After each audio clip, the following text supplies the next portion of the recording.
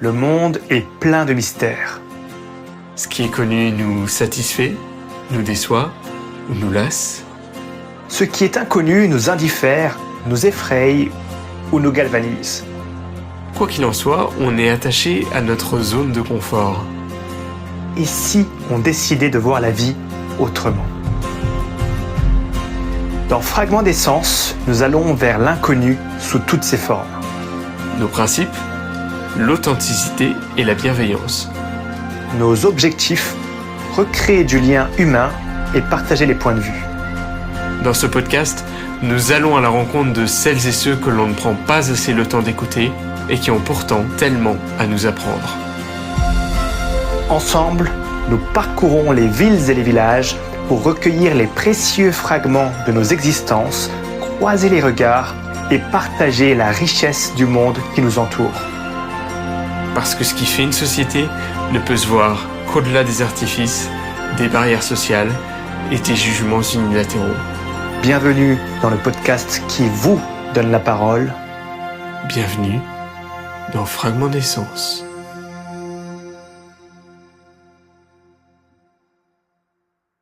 Bonjour tout le monde. Salut tout le monde, salut à tous. Et aujourd'hui on se retrouve avec Florian de nouveau dans la continuité des épisodes en Nouvelle-Aquitaine et on est aujourd'hui à Marmande. À peu près 1 heure de train depuis Bordeaux, donc pour rejoindre la commune des Marmandais. Marmandais qui, suivant les derniers décomptes de 2022, serait plus de 17 000 dans la ville et 28 500 dans l'agglomération, si je me trompe pas. Située au cœur du Grand Sud-Ouest, Marmande est la 3e ville du département et sous-préfecture depuis 1804. Alors, les premières pages de l'histoire de la cité remontent en l'an 1673 avec l'important concile de Granon, aussi connu sous le nom de concile de Bordeaux. Mais l'année où naît réellement Marmande, c'est en 1182, lorsque précisément Richard Cœur de Lion octroie à la ville fortifiée la charte de coutume et de liberté. Entre 1214 et 1219, en pleine croisade contre les Albigeois, la ville connaît son premier désastre avec sa mise à sac qui voit la mort de 5000 personnes. Par la suite, elle suscitera la convoitise des Français et des Anglais durant la guerre de Cent Ans et occupera une place de premier plan du fait de sa position centrale entre Bordeaux et Toulouse. Un siècle plus tard, ce sont les guerres de religion qui font ravage et Marmande n'est pas épargnée. Entre le XVIIe et le XVIIIe siècle, Marmande connaît une prolifération des couvents qui lui vaut le surnom de Marmande la Sainte. Pas moins de 5 couvents sont construits durant cette période, dont celui des Dames de Saint-Benoît, classé monument historique. Sa chapelle subsiste encore aujourd'hui. Parmi les fleurons du patrimoine marmandais, on compte bien entendu l'église Notre-Dame de Marmande, édifice marial des XIVe et XVIe siècles, de style anglo-normand. Le cloître de l'église Notre-Dame de Marmande, daté de 1540 et de style de la Renaissance française. Aujourd'hui, nous sommes sur les bords de la Garonne, dans un parc très grand, le parc de la Filole. Et nous sommes assez impatients d'aller à la rencontre des Marmandais, avec notamment une nouvelle citation de Marc Aurèle. La meilleure façon de se venger de son ennemi, c'est de ne pas lui ressembler. Voyons ce qu'ils en diront. Effectivement, aujourd'hui le temps est plutôt nuageux. Au moins il ne pleut pas, c'est rassurant. Maussade. Espérons que ça tienne. Il ne me reste plus qu'à te souhaiter une bonne écoute, une excellente écoute et place au fragment d'essence.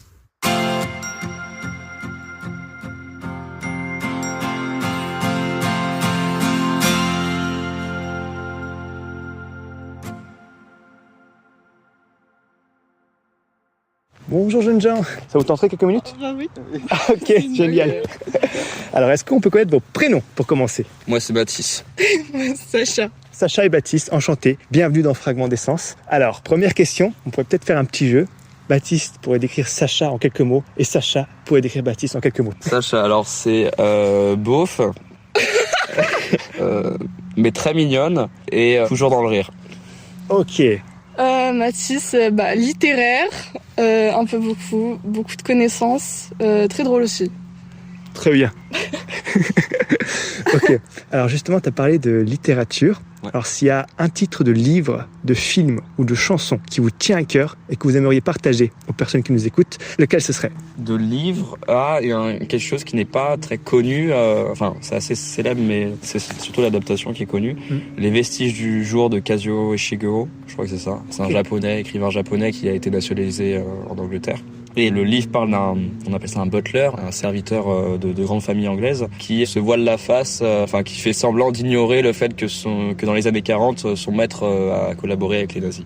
Ok. Et on connaît l'adaptation, je sais plus c'est de qui, mais c'est avec Antonio Hopkins, celui qui joue dans Le Silence des Agneaux. Donc en tant que livre, il y a ça. En film, je dirais Les Secpa 2. Non, en film, je dirais...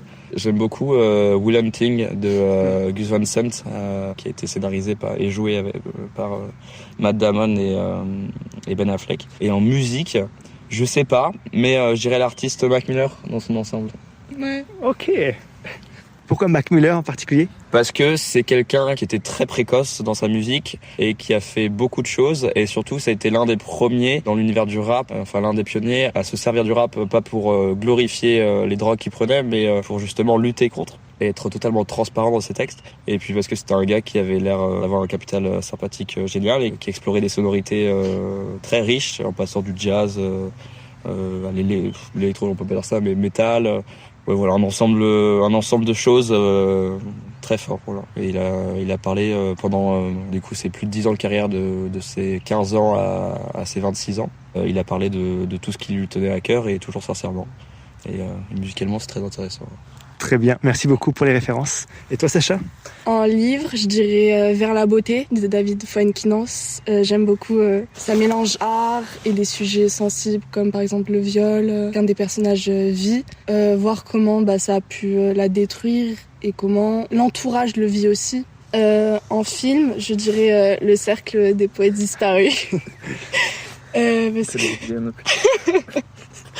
Parce que j'aime beaucoup comment il parle de la poésie et de l'art dans une école où on attend que tout le monde parte vers des métiers plus sérieux comme la médecine ou avocat. En musique, je dirais Radiohead. Très bon groupe. J'aime beaucoup comment ils font ressentir plusieurs choses et ils arrivent vraiment à nous emmener dans leur monde, quoi. Ok, super. Tu as parlé aussi justement du cercle des poètes disparus et du rôle de l'éducation, c'est très intéressant. Alors justement, on a une question aussi qui est... Alors, je ne sais pas, vous êtes dans quelle classe? En première. En première, ok. Et toi aussi? Moi, je suis doctorat. Je suis en terminale. Ok, d'accord, ça marche.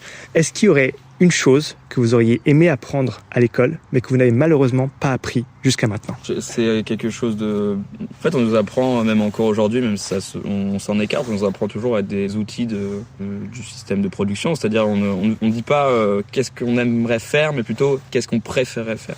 Et il y a une nuance de se dire, voilà, on va vers là, parce que il y a quelque chose de très mal vu, par exemple, de quitter l'école, ou de choisir une voie artistique et qui ne prouvait pas vraiment de métier, par exemple aller travailler dans le cinéma ou se dire je vais tout quitter pour la peinture.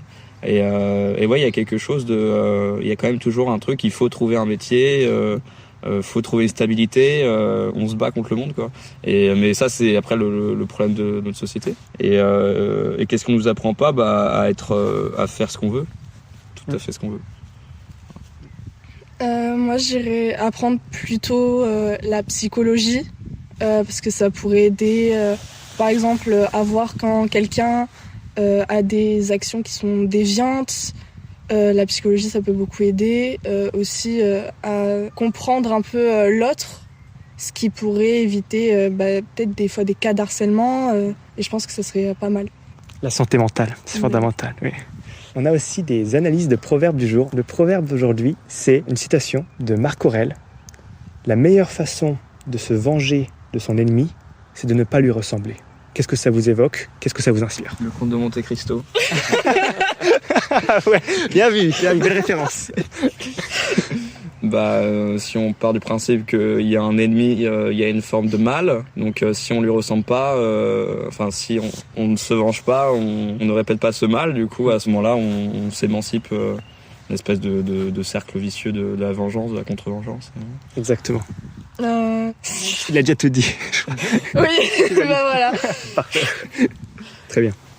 Alors là, pour vous, la question qui vous est posée, c'est une question de Jean-François de Libourne. Et Jean-François vous pose la question suivante. Alors, est-ce que vous êtes conscient ou consciente de la chance que vous avez de vivre dans un pays en paix et en liberté? Ouais, je pense qu'il y a un peu... quand je me plains, il y a ça qui se réveille un peu, cette conscience de ce pays-là. Mais en même temps, il y a une dépression globale dans le monde. C'est-à-dire qu'on peut faire plus. On pourra toujours jamais atteindre une forme d'utopie, mais on peut faire plus. Je sais pas comment, mais on peut faire plus en tout cas. Chacun à son niveau a le droit de se plaindre. Chacun à son niveau n'est pas obligé de refouler ses sentiments par rapport à ce qu'il vit. Et en même temps, on a conscience de ça, mais c'est nous qui perfectionnons cette société. Donc plus on se plaint, plus ça avance. Plus on parle, plus on s'exprime, plus ça avance. Mais ouais, j'ai conscience de ça et je suis très content. Très bien. Moi aussi, j'ai vraiment conscience de cette chance parce que quand on voit sur les réseaux sociaux, par exemple, les personnes de Gaza qui montrent un peu leur quotidien, qui essayent de demander de l'aide, ça fait quelque chose et on se dit que bon, faudrait... Je pense qu'on peut tous faire quelque chose à notre échelle, si ça ne serait que donner de l'argent, accepter par exemple des gens, mais aussi éviter d'être en accord avec par exemple des politiciens par exemple d'extrême droite qui eux vont plutôt bafouer les libertés des autres et l'égalité. Oui, je suis vraiment consciente. Merci pour vos réponses. Alors ici, si vous êtes d'ici, qu'est-ce que vous nous recommanderiez? Pas grand-chose, hein. Vous nous donnez envie, là. On se fait chier ici. Faire de l'urbex, hein, principalement dans des lieux désaffectés. Non, je sais pas, j'ai pas... si je réfléchis, est-ce qu'il y a un endroit vraiment cool? Si, à côté de la cathédrale, il y a un jardin, je pense qu'il est près d'une paroisse ou je sais pas, bref. Et il y a un jardin vraiment beau, où il y a des statues, voilà, une fontaine. J'ai pas trop d'idées après de ce qu'il y a d'autre sur Marmande. Il y a de quoi se sustenter et survivre en tout cas. C'est bien, tant mieux. Il y a le restaurant Sama Sama qui est pas mal, franchement. J'ai bien mangé. Ça marche. Quel genre de restaurant? De la nourriture un peu indienne avec du poulet curry, extrêmement bon. Ok, très bien. Une adresse à recommander. Ouais. Est-ce que vous vous sentez comprise au quotidien? Pas forcément, mais j'accuse pas la faute des autres. Je pense que qu'on est totalement le total ça. On prend le truc de Freud. Même nous, on ne comprend pas quoi. On est un ensemble de désirs, de volontés qui sont hyper contradictoires. Donc, je pense que je suis quand même le plus compris qu'on pourrait faire, mais on ne pourra jamais le faire totalement. Pour chacun. Après, je pense qu'on pourra jamais, je suis d'accord, on pourra jamais vraiment être totalement compris. La seule personne qui pourra vraiment nous comprendre, c'est nous-mêmes, quoi. Donc, je dirais que je me suis entourée de personnes qui me comprennent bien, donc ça va. Super, tant mieux. Dernière question, alors maintenant c'est à vous d'imaginer, de proposer une question à poser aux prochaines personnes qu'on va rencontrer. Est-ce que tu penses toucher le bonheur un jour? Grande question de ma vie, donc je pense que... Est-ce que ça serait mieux de se poser, de faire toujours la même chose ou au contraire de découvrir le monde en entier? Ouais. Super question, c'est noté, on n'oubliera pas de les poser. Merci beaucoup. J'ai envie de demander quand même, qu'est-ce que vous envisagez pour vous dans les prochaines années? C'est quoi vos envies, vos rêves? C'est compliqué ça. Parce que je sais vers quelle voie étudiante je vais, mais je sais pas ce que je vais faire. J'envisage d'écrire des livres, si j'en suis capable. Et non, après d'évoluer socialement. D'être riche aussi, je pense. Ça serait pas mal. Partir dans le droit pour faire criminologue, mais possiblement dans un pays anglophone, parce qu'en France, c'est pas reconnu. Et voyager, vraiment voyager, ouais. tout découvrir. Moi aussi. Copière. Super. Eh ben, merci beaucoup. On vous souhaite une belle continuation pour la suite. Merci bien. Et profitez bien, évoluez bien, et on vous souhaite d'atteindre vos rêves. Merci. C'était cool de vous rencontrer. Ouais, c'était super cool. Merci. Allez, Salut. bonne journée. Bonne journée.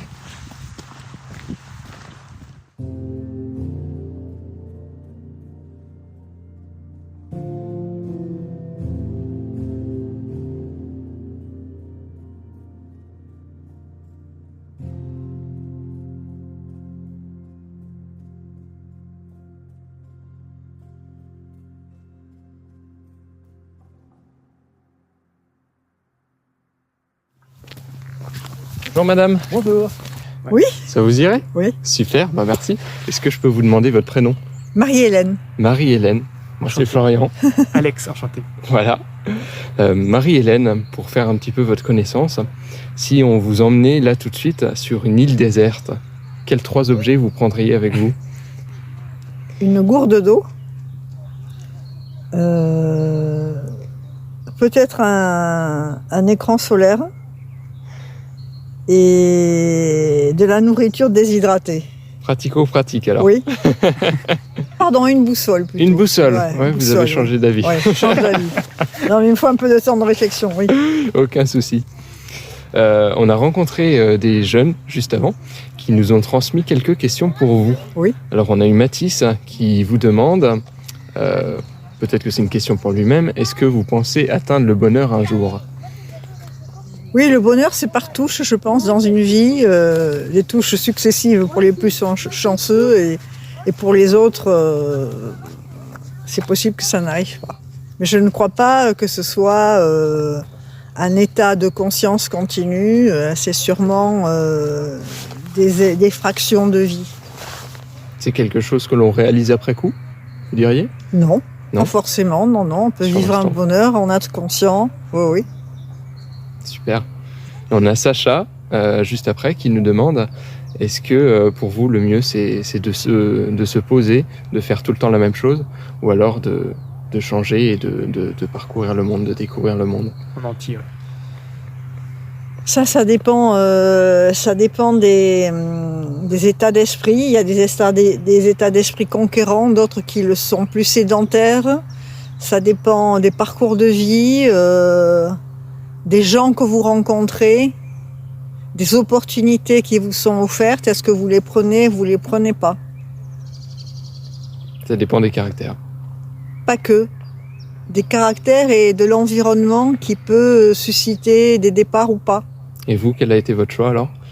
J'ai fait des rencontres et j'ai saisi des opportunités et j'ai changé de vie, j'ai changé de métier, j'ai voyagé aussi par goût et pour l'agrément, voilà. Est-ce qu'on peut vous demander par quel métier vous êtes passé justement pour se représenter un petit peu? Alors moi j'ai un parcours assez atypique. Au départ, je suis fonctionnaire de catégorie A de la fonction publique d'État. Mais contrairement à ce que l'on pense, ça m'a donné des opportunités, notamment de travailler au Maroc, dans le cadre d'une coopération qui était très intéressante. Et quand on voit ce que le Maroc est devenu aujourd'hui, c'est peut-être aussi grâce à la France qui lui a donné des outils et des méthodes. Parce que moi, je vous parle d'il y a 35 ans. Donc on leur a donné des outils et des méthodes, c'était très intéressant. Après, toujours dans le cadre de la fonction publique, moi j'ai travaillé dans le secteur de la communication. Et donc là, j'ai créé un journal, je me suis occupée de relations presse, voilà. Et après, j'ai terminé ma carrière en Gironde à Sud-Ouest, comme D'accord. journaliste. Super, super. Vous êtes de Marmande alors? Du tout. Pas du tout, vous Non, connaissez moi, pas je suis Marmande? Si. Si. Enfin, j'ai une maison en Marmande. D'accord, J'ai une d'accord. maison en Marmande, mais je suis bordelaise. Là, je vis à Bordeaux. Ok, bah peut-être qu'on peut vous demander qu'est-ce que vous recommanderiez de faire à Marmande pour des inconnus qui n'y connaissent rien? Alors Marmande, elle a plus d'un tour dans son sac. C'est une ville qui paraît très endormie, mais qui profite justement d'un cadre de vie qui est assez exceptionnel, de la proximité de la Garonne. Bon, on peut pas dire que l'activité commerciale soit florissante, mais parce qu'il y a eu des choix qui ont été faits à des périodes qui ont privilégié la route nationale plutôt que le centre-ville, qui est complètement moribond aujourd'hui. Mais Marmande, il y a le cloître, il y a des tas de choses qui ne sont pas valorisées. Il n'y a pas assez d'activités culturelles, même s'il y a un cinéma qui est sympa et qui offre à des prix très compétitifs des choses. Marmande, pour moi, si vous voulez, c'est un relais entre Bordeaux et Toulouse pour des jeunes qui n'ont pas beaucoup de moyens. Et puis pour des retraités comme moi, il y a une qualité de vie. Voilà. Super. Est-ce que aujourd'hui, vous diriez que vous vous sentez comprise par vos proches, ceux qui vous entourent? Oui. Moi, j'ai la chance de vivre dans un environnement qui m'est très favorable. Super. J'ai des garçons qui ont bien réussi, qui sont adorables. Voilà, j'ai des amis depuis 60 ans. On s'est toujours côtoyés. Oui, j'ai été comprise, mais j'ai fait peut-être en sorte de l'être aussi par le dialogue, par l'échange. Voilà, je ne suis pas restée recroquevillée aussi. C'est important le dialogue. Oui, c'est important. Dans la vie, c'est très très important. L'échange avec les autres, aller vers les autres, comprendre les autres, qui ils sont, d'où ils viennent, pourquoi. C'est le travail de journaliste qui parle un petit peu là. Ouais. Oui. Chaque semaine, on arrive avec une citation différente. Et aujourd'hui, c'est une citation de Marc Aurèle. Oui. Le meilleur moyen de se venger de son ennemi, c'est de ne pas lui ressembler. Qu'est-ce que ça vous évoque ? Alors de ne pas lui ressembler, certes, mais peut-être d'essayer de le comprendre et de lui pardonner. Comment on apprend le pardon ? Le pardon, c'est un exercice extrêmement difficile. C'est déjà un travail sur soi pour se mettre en capacité de comprendre l'autre, ses motivations, et d'arriver au pardon. C'est tout un cheminement. C'est tout un cheminement difficile. Je pense que là, je peux aider à y arriver. Les expériences multiples. Parce que parfois, des choses se font avec légèreté. Et quand on a plus d'expérience de la vie, il faut prendre en compte cette légèreté, et notamment chez la jeunesse. Voilà. Dans un précédent épisode, on a eu Alexandre qui nous disait que pour pouvoir pardonner, il faut aussi peut-être avoir déjà été pardonné soi-même. Oui. Vous êtes d'accord avec ça ? Oui, absolument. Oui. Je pense que d'être pardonné, c'est aussi un chemin vers le pardon pour l'autre. Oui. Parce que à part le crime, et encore, j'en suis pas sûre, qu'est-ce qui n'est pas pardonnable ici, dans ce bas monde ?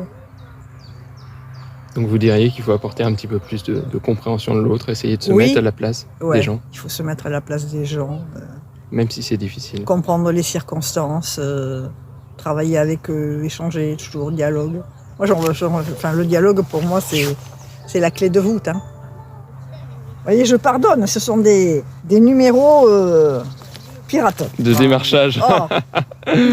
Si vous aviez une référence à partager, une référence culturelle, ça peut être un film, un livre, une musique, quelque chose qui vous a peut-être marqué dans votre vie. Il n'y en a pas qu'un, je veux dire.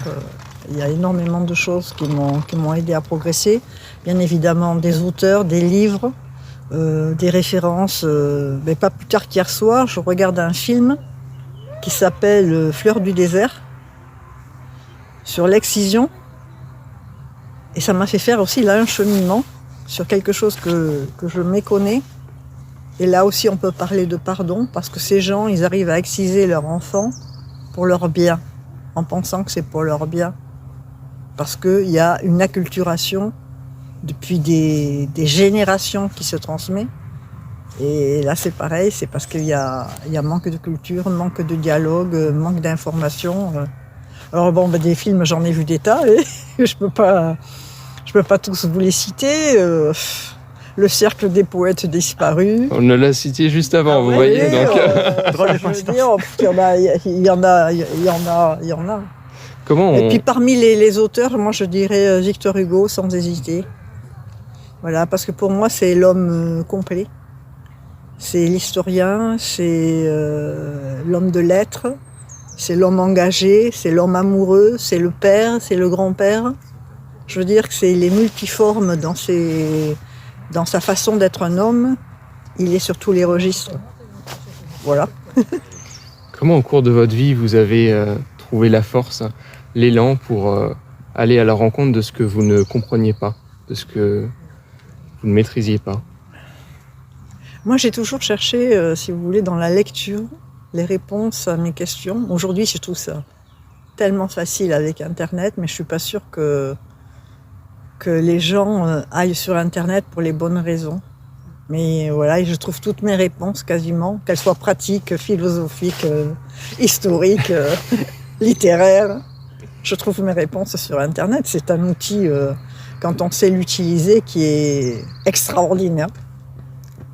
Alors justement, j'ai aussi 2 questions. Ça va Allez. super.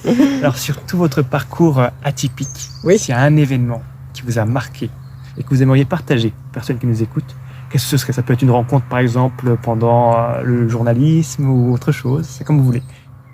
À l'époque, il y a une trentaine d'années, j'ai rencontré Bernard-Henri Lévy au moment où il écrivait sur Sarajevo, et je peux dire que oui, ce jour-là, j'ai été ébranlée. Je trouve que c'est dommage aujourd'hui qu'il ait baissé la garde sur son engagement, que les philosophes ne réagissent plus. On est en train de vivre sûrement un tournant de la démocratie au plan mondial,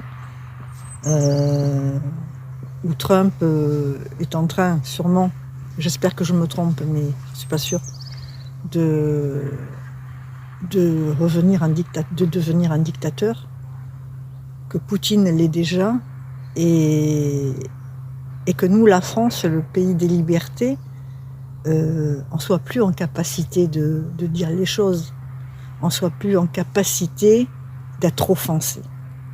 Voilà. Merci. Et dernière question. Alors, qu'est-ce que vous aimeriez poser aux prochains inconnus qu'on va rencontrer comme question? La liberté d'expression, qu'est-ce que ça représente pour vous? Ok. On y revient souvent au thème de liberté quand même. La liberté en ce moment, c'est un grave sujet. Voilà. Je pense que c'est la chose la plus précieuse et celle dont on ne pensait pas qu'elle pourrait nous être privée, nous être soustraite. Ça, je ne le pensais pas. Mais si. Si. Ben, bonne route! Merci à vous. Merci. Super, merci. Au revoir.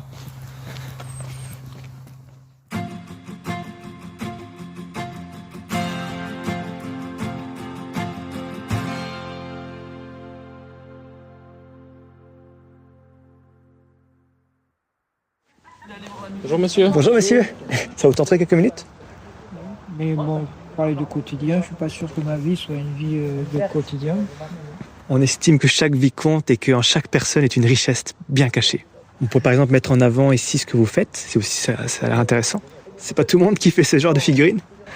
Non, mais non, j'ai pas grand-chose à dire. J'ai juste une vie un peu à part. C'est-à-dire, je vis sur la rivière, sur mon radeau, et je vis au bord de l'eau puisque je vis des figurines que je fabrique et que je vends aux gens. Et je fais aussi en parallèle des ateliers gratuits pour les enfants. Voilà, et je vis sur la Garonne. Je suis parti de Toulouse, je vais à l'océan et je vis en voyageant. Voilà. Ok. Je ne suis pas sûr qu'il y ait grand chose de plus à dire. Est-ce qu'on peut vous demander votre prénom? David. David, enchanté. Moi c'est Alex et Florian. Comment vous est venue l'idée de faire ces figurines? D'où vient cette inspiration?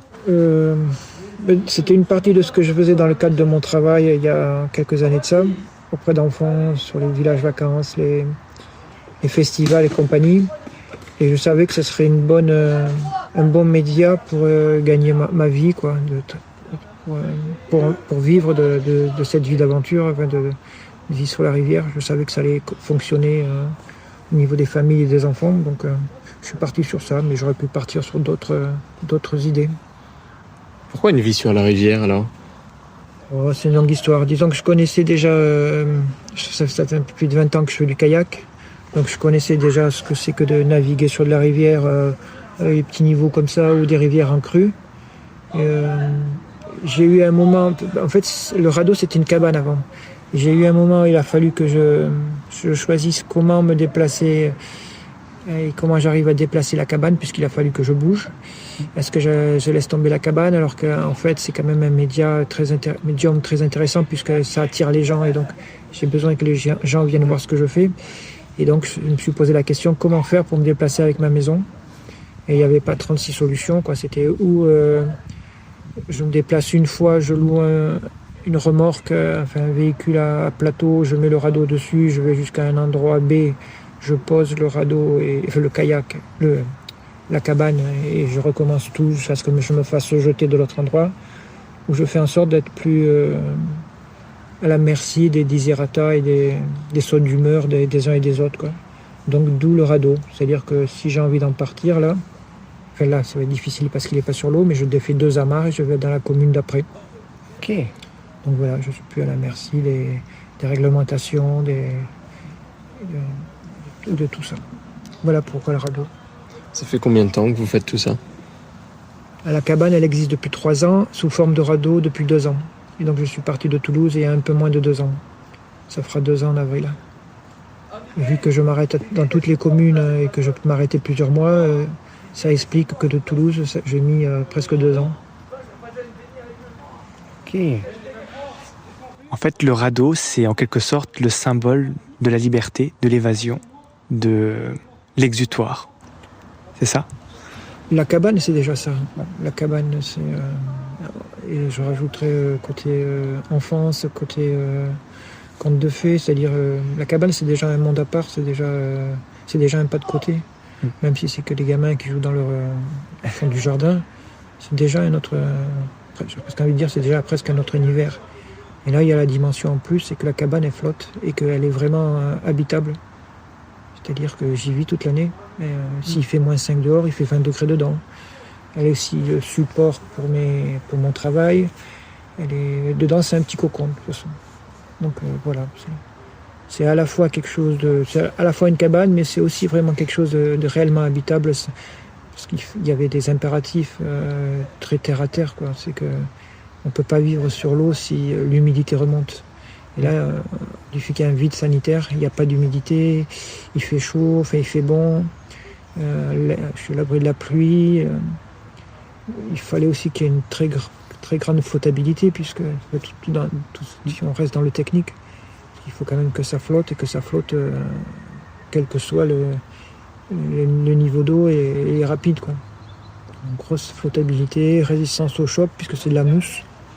Si c'est en bois, là, les parcours où je suis passé seraient tout explosé.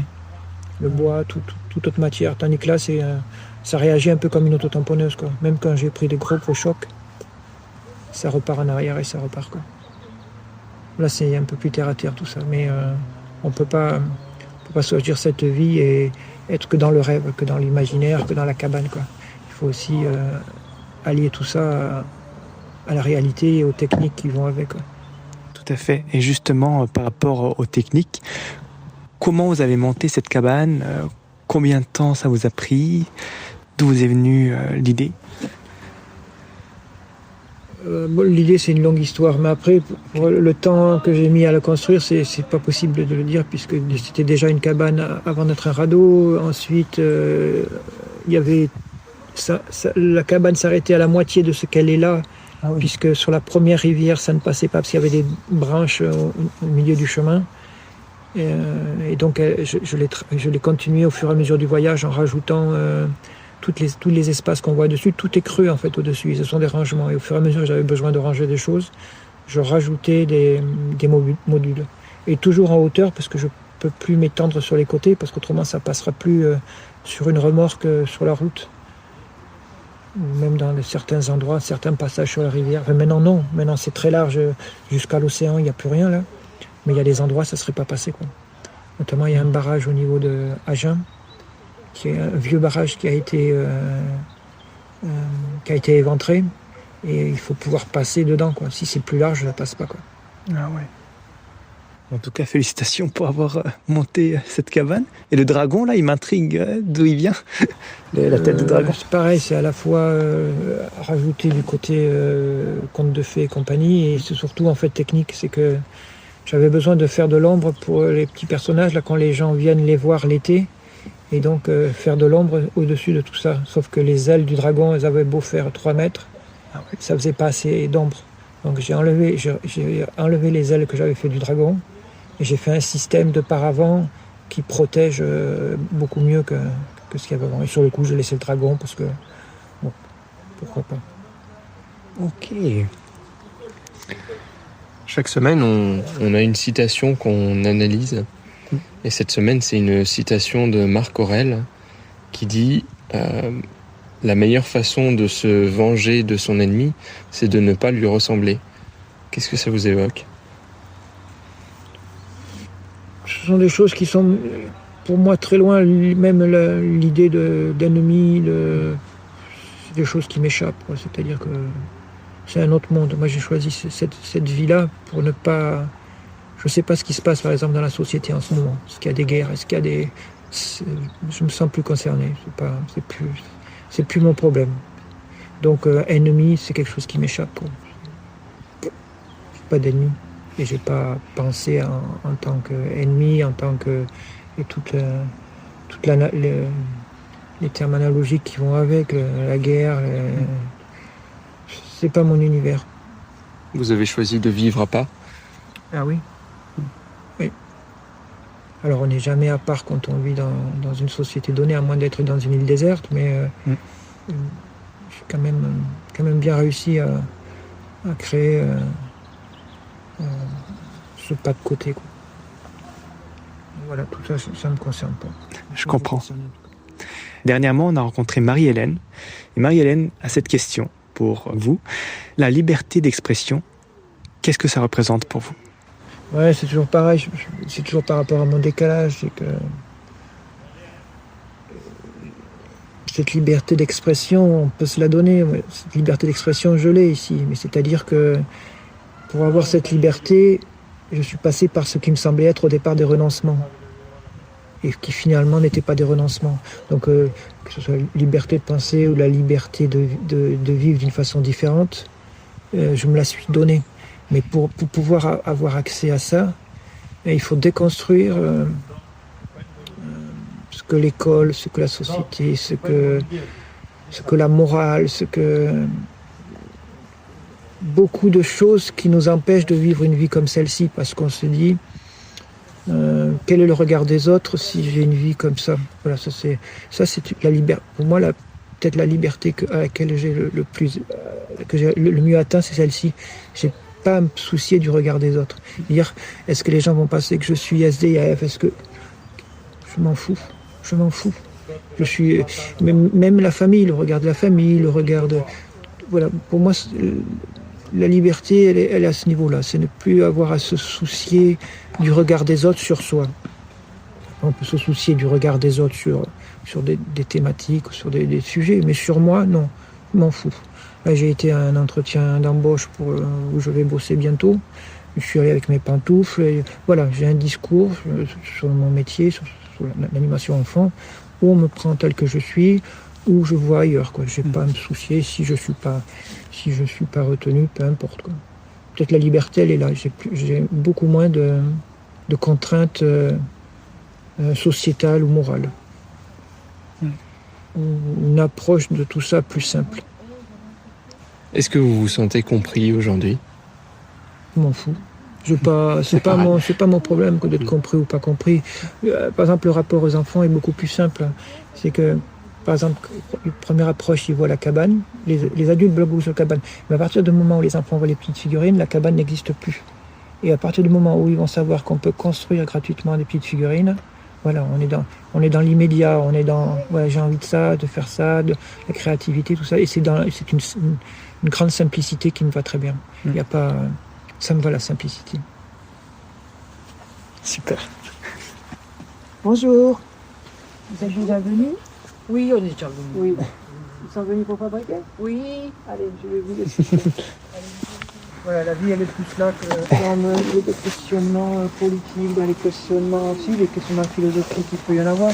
Ce que vous faites tourne beaucoup de ça, mais je le garde pour moi. C'est dans ma réflexion, c'est dans mon enrichissement. Je lis un livre par jour, alors qu'avant j'avais jamais le temps.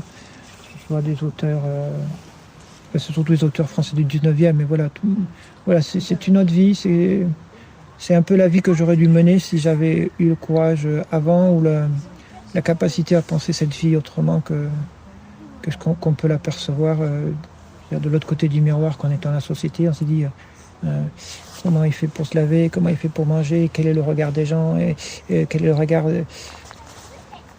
Ce pas est passé, quoi. Et c'est maintenant que je me rends compte que les renoncements, ce sont les gens qui ont la vie que j'avais avant, qui les font tous les jours, sur la liberté de penser, sur plein de choses. Les renoncements, c'est pas cette vie-là, c'est celle, j'ai envie de dire, c'est celle de là-haut, le renoncement. Voilà.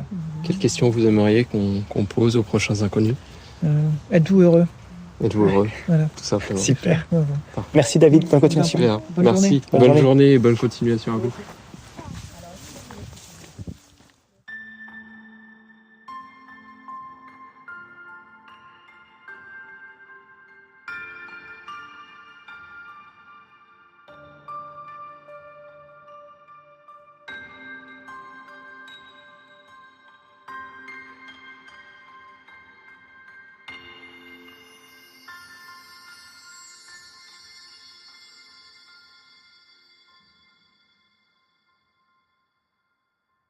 Et c'est ainsi.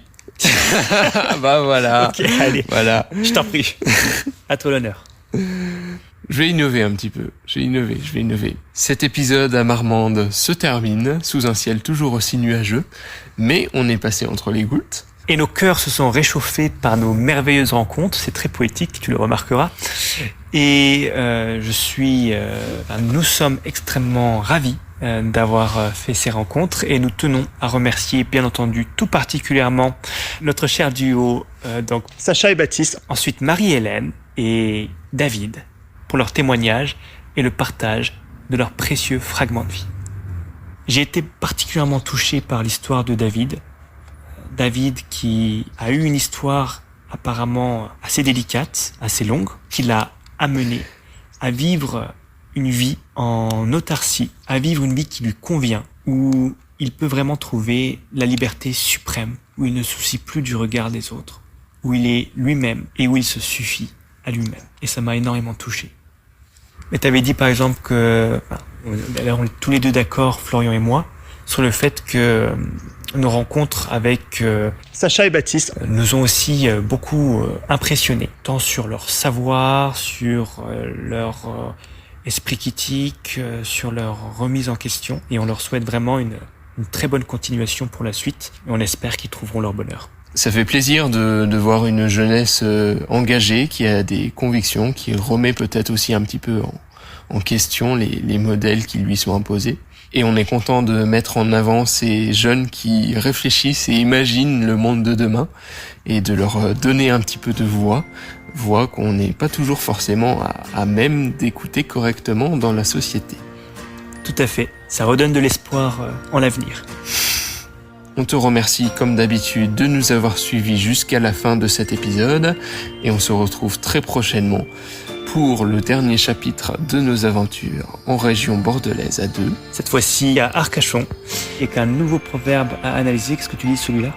Pardon ne change pas le passé, mais il élargit l'avenir. Ouais, j'aime bien.